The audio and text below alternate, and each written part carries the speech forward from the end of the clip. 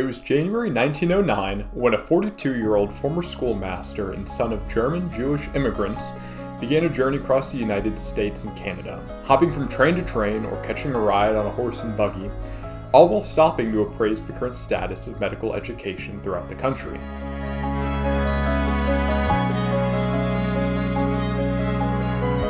Before this transnational journey, he had been assisting in preparing a local group of people for admission to elite universities. However, with his degree from Johns Hopkins and experience in teaching and even founding his own school, he nevertheless began to feel trapped in Louisville. He longed to see more.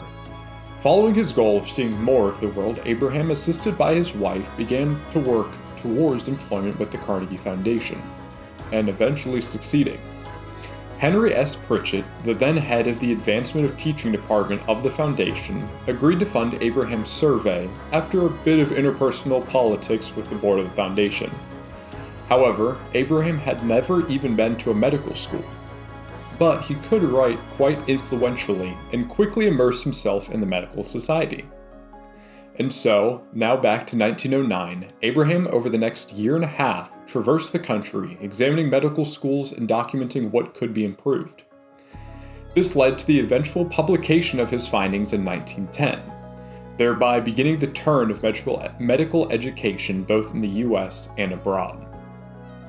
His new fame then led to his appointment to the General Education Board established by John D. Rockefeller in 1902, specifically in the position of dispensing funds.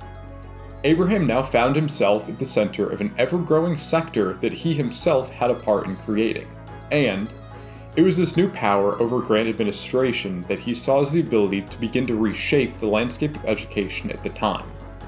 This top-down approach would only become increasingly popular, yet, after his publication and the quick revolution of the medical education landscape, Abraham wished to continue implementing his plan for education and ensuring his ideology would become the renom de trois for medical education.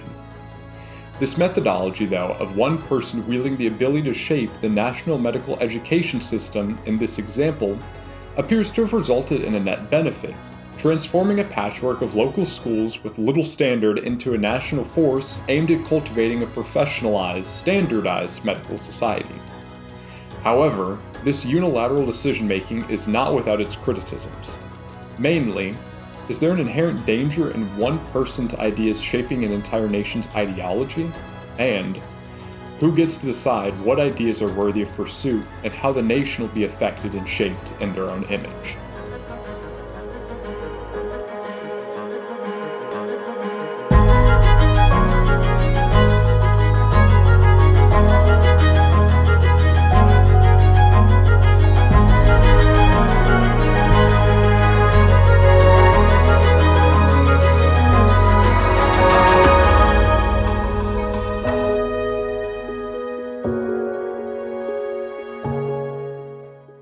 In Mark Dowie's book, American Foundations: An Investigative History, he offers a compelling critical analysis of the nonprofit sector and its relations with many different fields of work.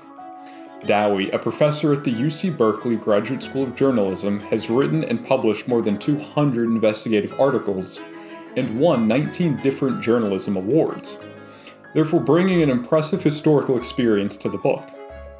While the book is divided into separate chapters covering the various topics related to philanthropy and its endeavors, the common perspective throughout is that, in Dowie's own words, brilliant and constructive as some of their work has been, much of it also has been fruitless, uninspired, and designed to do little more than perpetuate the economic and social systems that allow foundations to exist.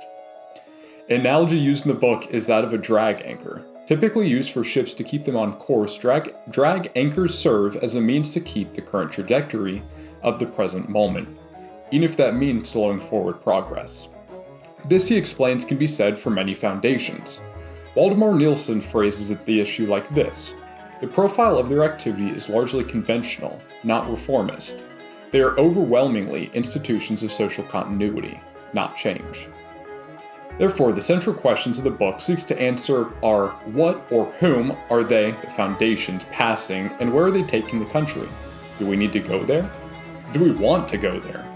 Is the foundation's imagined America the one we seek? And who will decide? Dowie then claims central thesis is this: foundations do deserve to exist, but only if they evolve swiftly from an essentially private to an unremittingly public institutions of American life.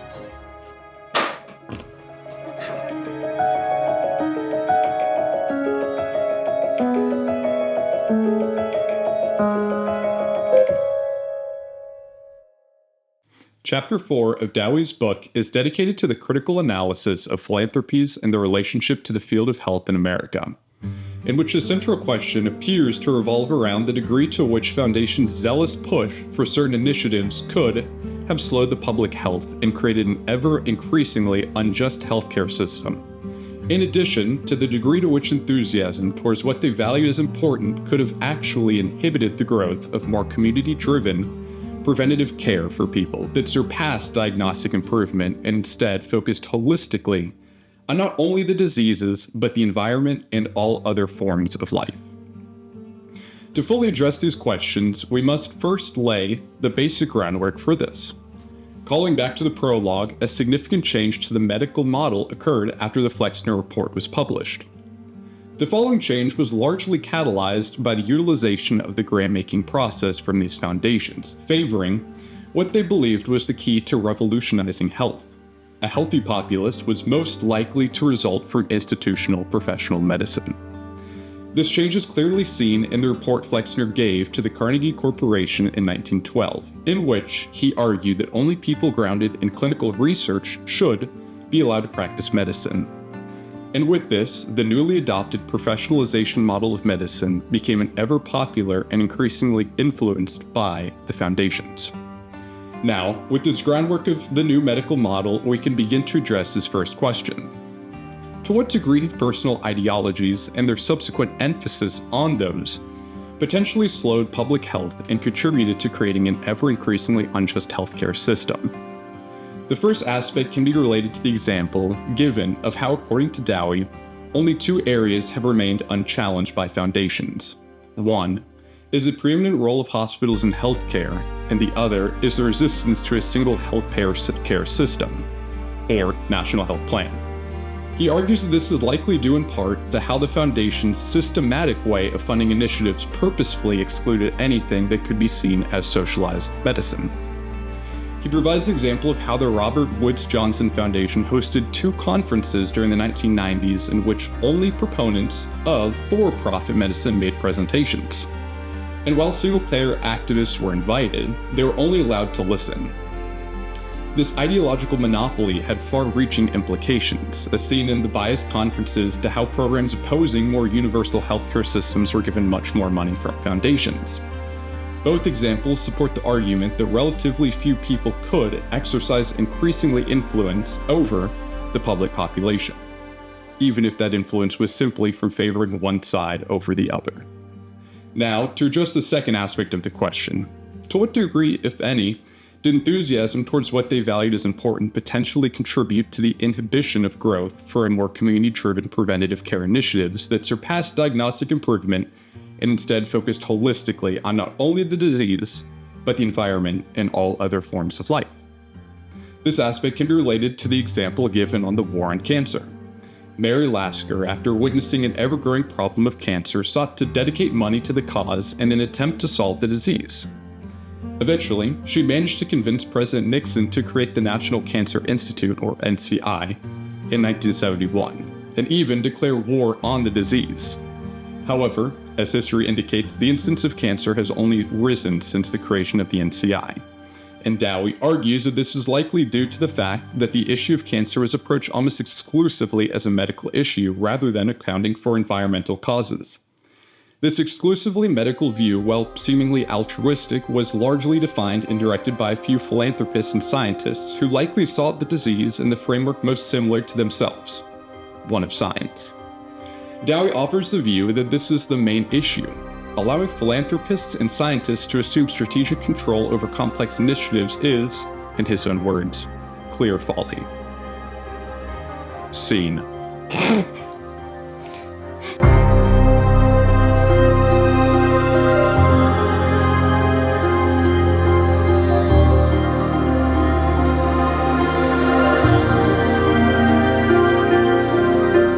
Dowie's first point was how personal ideologies of those leading the philanthropic foundations may have slowed public health and contributed to creating an ever-increasingly unjust healthcare system.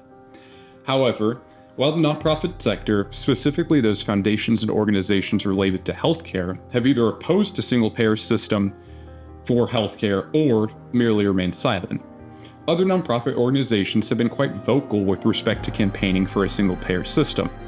According to an article written by Beatrix Hoffman, this issue of healthcare reform began in the early 20th century, and by 1950, the American Association for Labor Legislation proposed a compulsory insurance program similar to that of Germany and England. However, due to the AALL conducting much of its work independently from input from the general public, this led to minimal enthusiasm as other organizations had differing opinions on how to best structure this. Eventually, the New York State Federation of Labor and suffragists joined together for a mass march, and eventually succeeded in a Senate majority voting in favor of a national insurance program. However, this was insufficient to overcome the, quote, opposition of physicians, specifically the American Medical Association, businesses, insurance companies, and conservative legislators, end quote. Interestingly, the major opposition, at least in the nonprofit sector, was that of the AMA. The AMA saw compulsory insurance, what we might call today universal insurance, as threatening to their income as well as their autonomy in patient care. They were powerful enough that, as Hoffman states, Roosevelt so feared attacks by the AMA that he dropped health coverage from his New Deal agenda, end quote.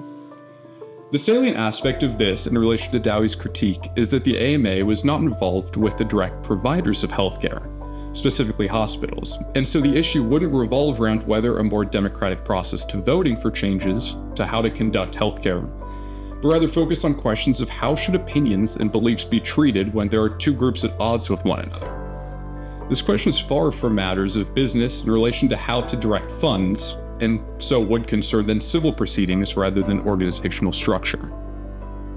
When Dowie writes, only two areas have remained unchallenged by foundations. One is the preeminent role of hospitals in healthcare, and the other is the resistance to a single-payer healthcare system or national health plan.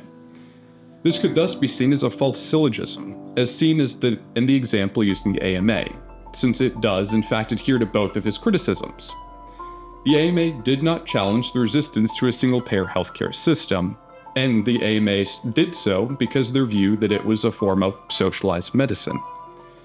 Then, all foundations that don't challenge the resistance to a single-payer healthcare system do so because they view it as a form of socialized medicine. This is clearly false, as the AMA, being one nonprofit organization, does not wield normative power over all other foundations, making this argument illogical and false. This is according to Hoffman's article, in that both the criticisms of unquestioning and claiming single-payer taxes or healthcare system is a form of socialized medicine is true for some nonprofit organizations, namely the AMA, but it is untrue for many others. For example, the Grey Panthers Association and the Consumers Union both lobbied for policy change in the form of a single-payer bill. Now, Dowie's second claim that personal enthusiasm towards what the funders or founders valued as important inhibited the growth of more community-driven preventative care for people that surpassed diagnostic improvement and instead focused holistically on not only the disease but the environment and all other forms of life. It is worth noting that Dowie was correct in stating that many reasons for death and disease can be attributed to environmental causes.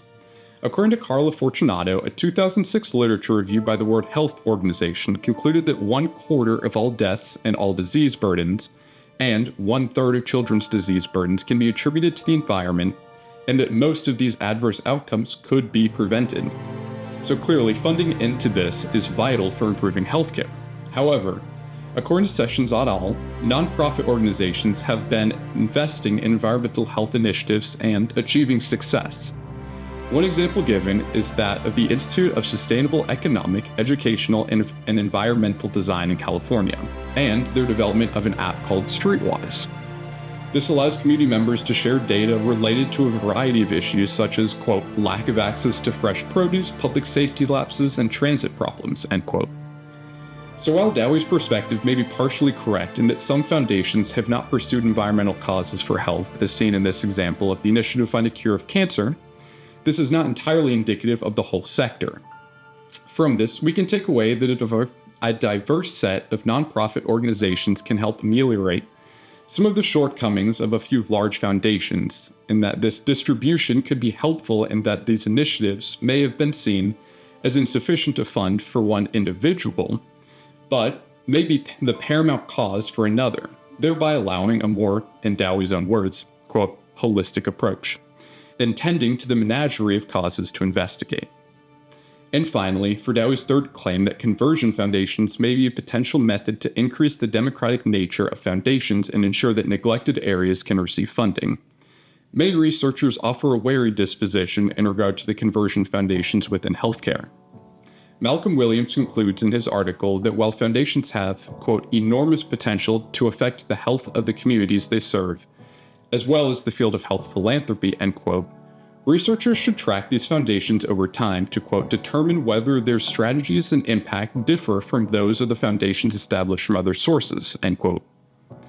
According to an article in the New England Journal of Medicine, Woolhander et al. Concluded that, quote, for-profit hospitals spend 34% more on administrative costs than nonprofit hospitals, and have higher total costs per inpatient day and per discharge, end quote. In addition, they found that for-profit hospitals often had, quote, higher costs and profits but reduced staffing, end quote.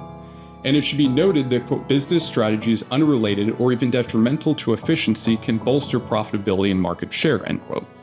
And that often for-profit hospitals are primarily responsible to their shareholders, and the communities that they are in are likely the recipients of yet additional top-down advising, with community members rarely being part of the decisions. Ultimately, Woolhander concludes that with an ominous question of, quote, perhaps it is time to ask whether our experiment with market medicine has failed, end quote.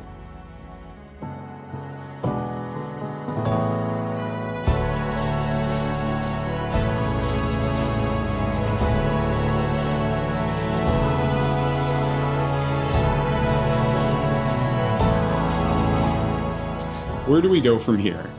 While the history of healthcare in relation to the nonprofit sector has been messy, it has also seen great advancements.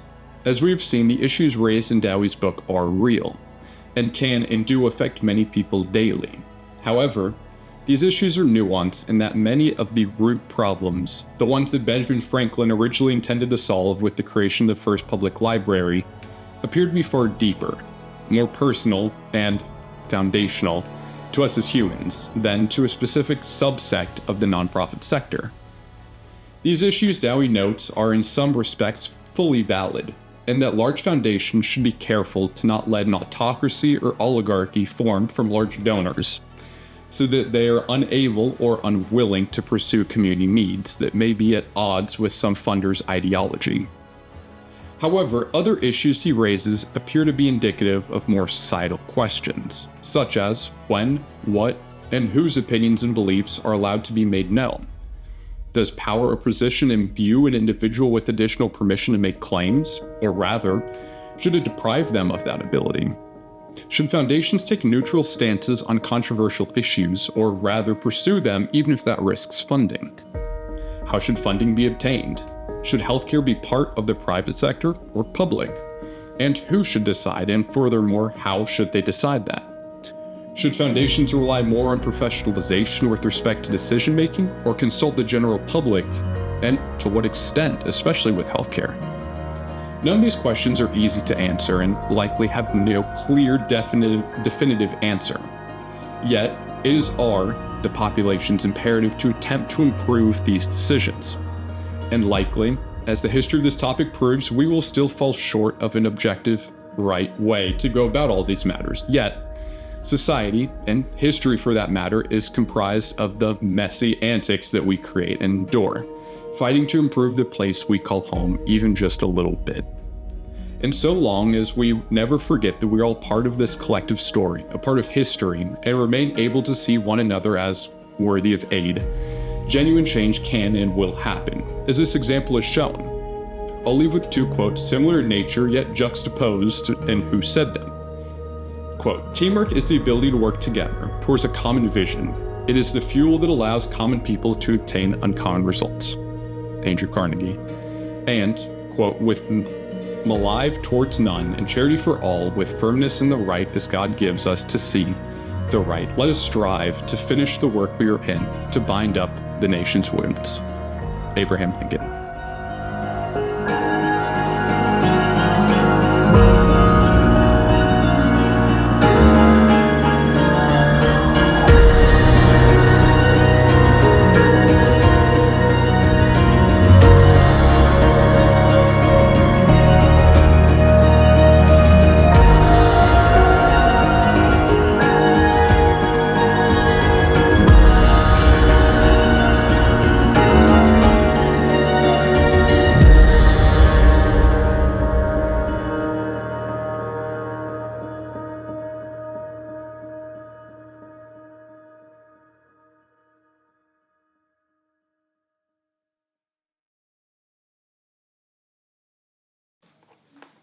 Hello.